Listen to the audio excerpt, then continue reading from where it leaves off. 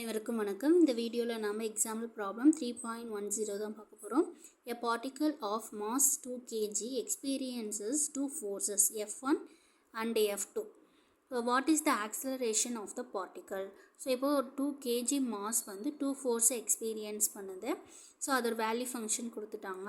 இப்போ நம்ம என்ன கேல்குலேட் பண்ண சொல்கிறாங்க அப்படின்னா ஆக்சிலரேஷன் ஆஃப் த பார்ட்டிக்கல், ஆக்சிலரேஷனை கேல்குலேட் பண்ண சொல்கிறாங்க. ஸோ இப்போ நியூட்டன் செகண்ட் லாவை அப்ளை பண்ணுறோம்.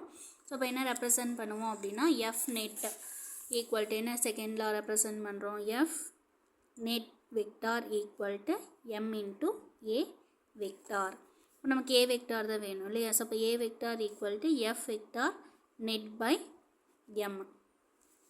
ஸோ நமக்கு வந்து இப்போ நெட் ஃபோர்ஸ் வந்து அதோட வேல்யூ வேணும். அப்போ டோட்டல் ஃபோர்ஸ் அந்த ஆப்ஜெக்ட் ஆக்ட் ஆகிற 2 ஃபோர்ஸஸ் பார்த்தோம் அப்படின்னா F1 F2 அப்படின்றத ரெப்ரசன்ட் பண்ணியிருக்கோம். அப்போ டோட்டல் ஃபோர்ஸ்னால் ரெண்டையுமே என்ன பண்ணணும் அப்படின்னா ஆட் பண்ணணும்.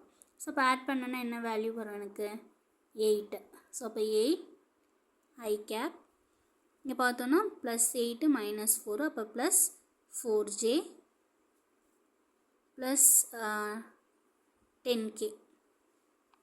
ஸோ இப்போ இதுதான் என்ன டோட்டல் ஃபோர்ஸு. ஸோ இந்த வேல்யூவை இங்கே சப்ஸ்டியூட் பண்ணுறேன். ஸோ இப்போ நெட் ஃபோர்ஸ் என்ன 8 I cap plus 4j cap plus 10k cap by mass என்ன 2 kg ரெப்ரசன்ட் பண்ணியிருக்கோம். அப்போ divided 2 equal to A vector. So இப்போ எல்லா டேர்முக்குமே 2 வந்து என்ன அப்படின்னா டிவிஷன்னு.